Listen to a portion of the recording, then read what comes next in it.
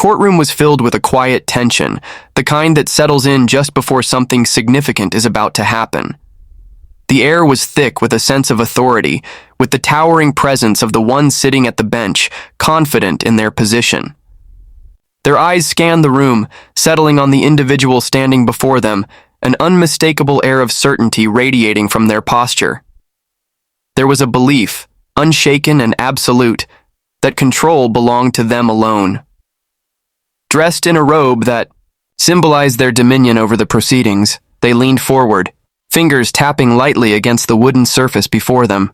A smirk, barely perceptible, flickered across their lips as they prepared to deliver what they believed would be a decisive blow. The weight of their words had carried power before, shaping the fates of those who stood in that very spot. There was no reason to believe today would be any different. The courtroom was a place where authority was rarely questioned, where those who entered were expected to abide by the structure set forth. From the moment the gavel struck, it was understood that one voice would rise above the rest, dictating the flow of the conversation, determining who would walk away in triumph and who would bear the consequences of standing on the wrong side of judgment. In their mind, this was a moment of complete dominance, a demonstration of the power that had been entrusted to them. Those seated in the gallery watched with anticipation, some exchanging glances, already convinced of the outcome, before it had been spoken. A few scribbled notes, legal analysts who had spent their careers observing similar moments, all too familiar with the process. The ruling was expected to be swift, decisive, and most importantly, unchallenged. The individual at the center of the storm remained composed, hands resting at their sides, expression unreadable. If there was any concern, it was masked beneath a layer of quiet confidence that some might mistake for arrogance. They had been in situations like this before, faced with those who assumed their position would grant them an automatic victory. But assumptions could be dangerous, especially when made without full consideration of the one they were up against. The voice from the bench rang out, clear and unwavering, delivering the verdict with the finality of a gavel strike. The penalty was pronounced, a fine meant to send a message, not just to the one it was directed at, but to anyone else who might think of challenging the weight of the system. It was a calculated move, designed to serve as a reminder that no individual, no matter their status, was beyond the reach of authority. There was a moment of silence, brief but palpable, as the words settled into the room. A few observers nodded, others whispered among themselves. The expectation was simple: compliance. A nod, an acknowledgement, and perhaps an attempt at negotiation, but ultimately submission to the decision that had been handed down. But what followed was not the reaction that had been anticipated. Instead of resignation, there was stillness. Not the kind that came from defeat, but the kind that signaled something deeper, something measured. A challenge that had not yet been spoken aloud, but was already taking shape. The one at the center of it all did not flinch, did not bow under the weight of the decision. Instead, there was an unmistakable shift in energy, a quiet defiance that was not loud or aggressive, but undeniably present. It was the kind of confidence that came from knowing something others did not, from holding an understanding so precise that the outcome had already been written long before this moment had arrived. There was no immediate response, no outburst or protest. That would have been too simple, too predictable. Instead, there was patience, a calculated pause, as if allowing the moment to stretch just long enough for its full weight to be felt. The kind of pause that made others uneasy, that made those in power question whether they had truly considered every angle before making their move. The authority figure at the bench straightened slightly, sensing something they couldn't quite define. There had been no argument yet, no counter-statement, but something about the silence felt different now, as if control had begun to slip without them even realizing it. The moment that followed would be the beginning of an unraveling they never saw coming. The room remained silent, but the weight of the decision hung in the air like a storm cloud. The penalty had been delivered with confidence, a definitive statement of authority, one that was supposed to elicit immediate compliance. There was an expectation that the recipient would acknowledge it, perhaps even show a flicker of hesitation, a sign that the judgment had struck its intended target. Instead, what followed was something no one had anticipated. A slow inhale, a measured pause, no rush to respond, no visible frustration, no sign of defeat. The stillness was not one of resignation, but of calculation. A shift, almost imperceptible, had begun to take place. It was not in words, but in presence. A silent resistance that sent an unspoken message through the room. Then, finally, movement. A step forward, not aggressive, but deliberate, like someone preparing to unfold a truth that had been overlooked. The voice that followed was calm, steady, and unwavering, carrying an assurance that immediately altered the energy of the space. It started with a simple clarification, a question posed not in defiance, but in curiosity, as if ensuring that every aspect of the decision had been carefully considered. The response was clipped, almost dismissive, a reaction that suggested there was no room for debate. But debate was not the goal, at least not yet. Instead, what followed was precision, a reference to a statute, a legal precedent, something buried deep within the very system that had been used to impose the penalty. It was not spoken as an act of rebellion, but as a point of fact, something that could not be ignored or brushed aside. A shift in the expressions of those listening signaled that the first thread had been pulled, and those paying close attention could sense that it would not be the last. There was an attempt to maintain control, a brief moment where authority pushed back, insisting that the ruling was final. But the words that came next dismantled that certainty piece by piece. Another precedent was cited, then another, each one interwoven into the argument, constructing an undeniable case, not out of emotion or protest, but out of cold, irrefutable logic. The room grew quieter. A few exchanged glances, sensing the shift even before it became fully apparent. There had been an assumption that the decision would stand without question, that there was no real avenue to challenge it. But what was unfolding now suggested otherwise. The authority at the bench leaned forward, listening more intently, as if realizing for the first time that something was slipping out of their grasp. The confidence with which they had delivered their ruling had been firm, but the foundation on which it stood was now being chipped away, brick by brick, with each statement that followed. There was no desperation in the words being spoken, no need to raise a voice or demand attention. The weight of the argument carried itself, making it impossible to ignore. A correction here, a contradiction there, details that had been overlooked, assumptions that had been made without full consideration. And with each point presented, the case against the decision became more undeniable. What had begun as a mere response was now something far greater. It was a lesson unfolding in real time, a demonstration of how knowledge and preparation could unravel even the most confidently imposed ruling. The atmosphere in the room had shifted entirely, no longer one of unquestioned authority, but one of scrutiny. The one who had delivered the penalty seemed to hesitate, glancing down at the documents before them as if searching for something to counter what was now being presented. But there was nothing. The argument being made was airtight, each claim backed by undeniable fact, each contradiction in the ruling laid bare for all to see. The silence stretched longer now. Those who had initially believed in the finality of the decision were beginning to see it crumble, not through force or outrage, but through undeniable logic and strategic precision. The shift in the room was subtle at first. It wasn't a gasp or an immediate reaction, but something more profound, the slow unraveling of certainty. The ruling had been delivered with confidence, the kind that comes from years of wielding authority. It was meant to be absolute, a declaration that required no further discussion. Yet, as the argument unfolded, as each carefully placed fact dismantled the foundation on which the decision rested, something changed. The weight of the situation was beginning to settle in.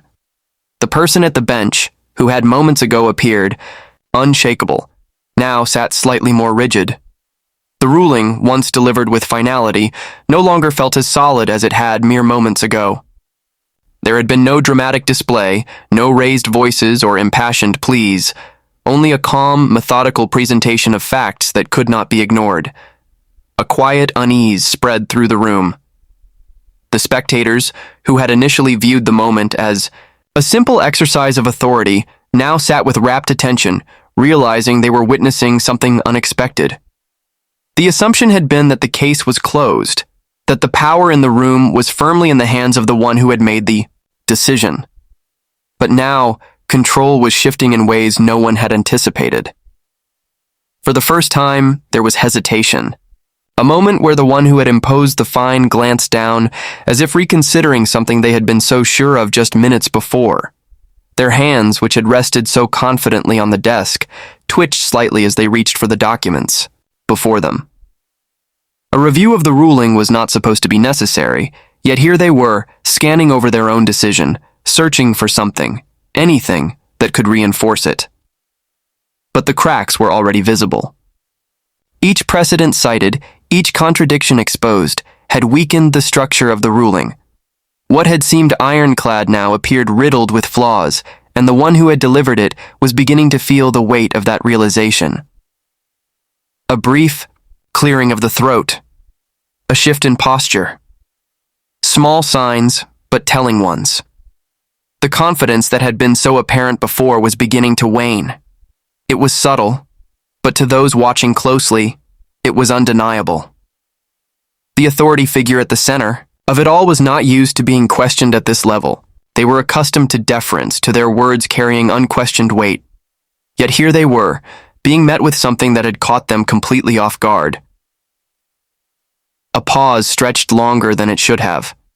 The silence was no longer one of dominance but of contemplation.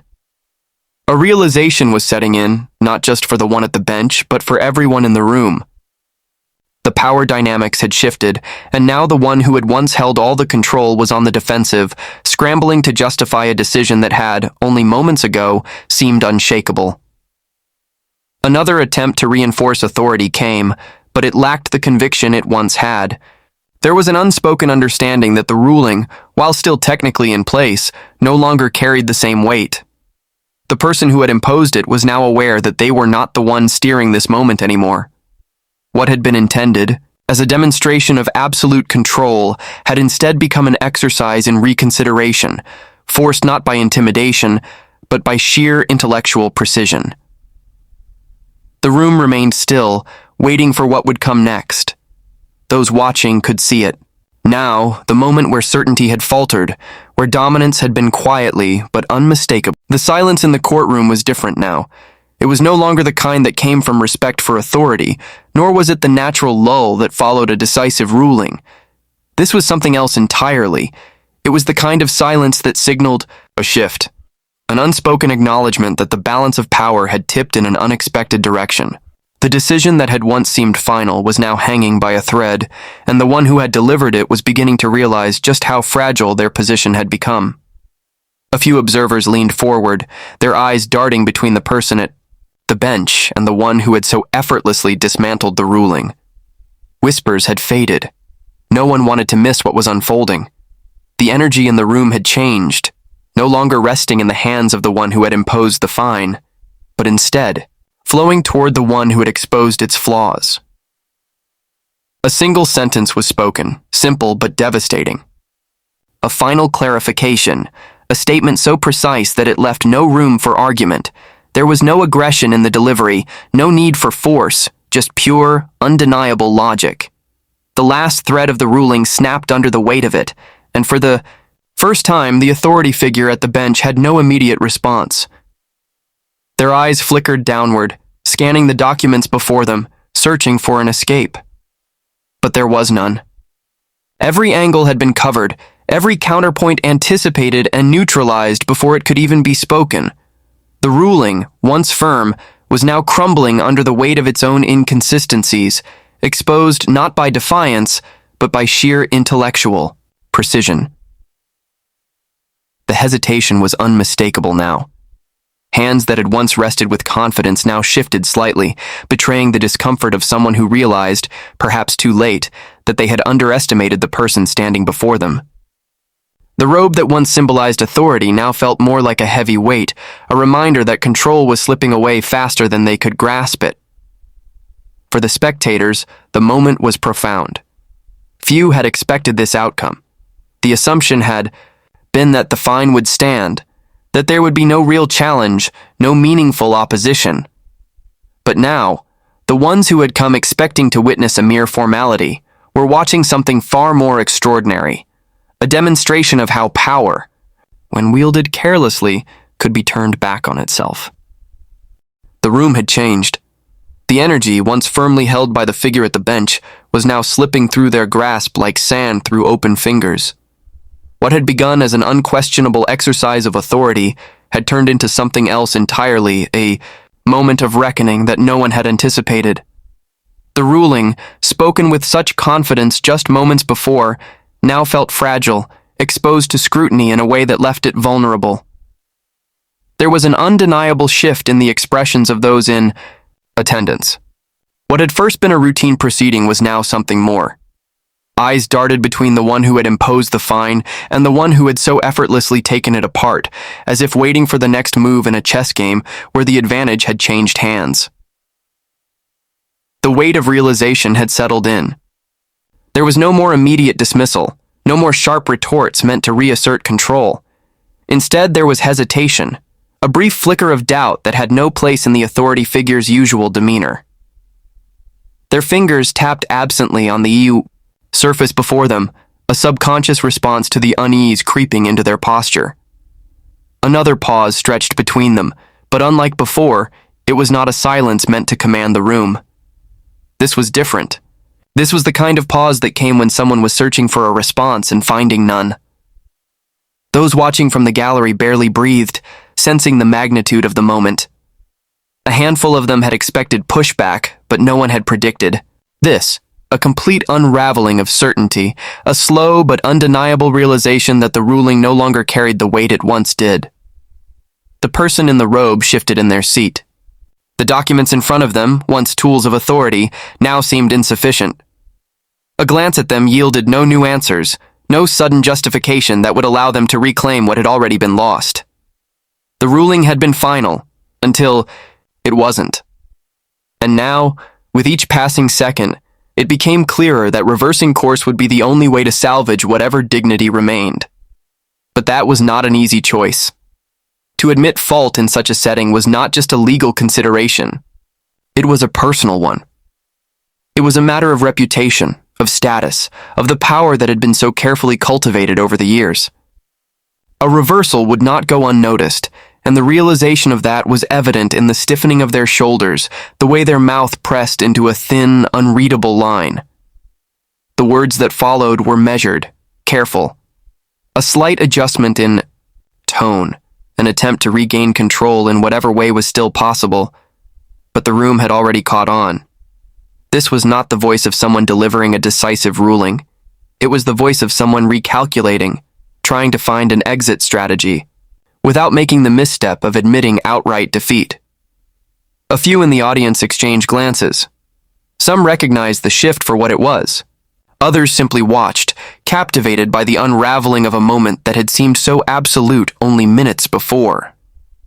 Another deep breath from the figure at the bench, another glance at the papers, but it was no use. The argument had been too precise, too flawless to ignore. To push forward now, to insist on a ruling that had already been dismantled, would not just be unwise, it would be an embarrassment. And so, for the first time, there was something that had been absent before. Reluctance. It wasn't spoken outright, but it was there in the way their gaze shifted, in the way their lips parted slightly before pressing closed again, as if rethinking their next words. The power they had walked into this room with had been chipped away, and though they still sat elevated above the rest, there was no longer any illusion about where the true command of this moment rested. A decision had to be made. They knew, and the room knew it, and yet for a long moment they simply sat there, unwilling or perhaps unable to acknowledge what had just taken place. The weight of the moment settled over the room like a dense fog, lingering in the spaces between words left unspoken. The authority figure at the bench shifted once more, fingers grazing the edges of the documents before them, as if hoping to find something within the pages that could restore their lost footing. But there was nothing. The ruling had been delivered, challenged, and dismantled before their very eyes, leaving them with only one choice: admit defeat or risk further humiliation. For a few excruciating seconds, it seemed as though they might attempt one last assertion of control, a final effort to reclaim the authority that had been slipping through their grasp. But the moment had passed. Everyone in the room had seen it. The hesitation, the shift in power, the slow but undeniable unraveling of certainty. A sharp breath, a glance downward, and then at last, the acknowledgement. It was subtle, not a grand admission of error, but a carefully measured response that allowed for retreat without full surrender. The fine, once delivered with such conviction, was now reconsidered, softened, and, in the end, withdrawn entirely. The murmurs began almost instantly. Spectators who had come expecting a routine ruling now whispered among themselves, stunned by what had just taken place. Few had ever seen such a reversal in this setting, and fewer still had witnessed it happen so seamlessly, without theatrics, without raised voices, just pure, undeniable logic reshaping the outcome in real time.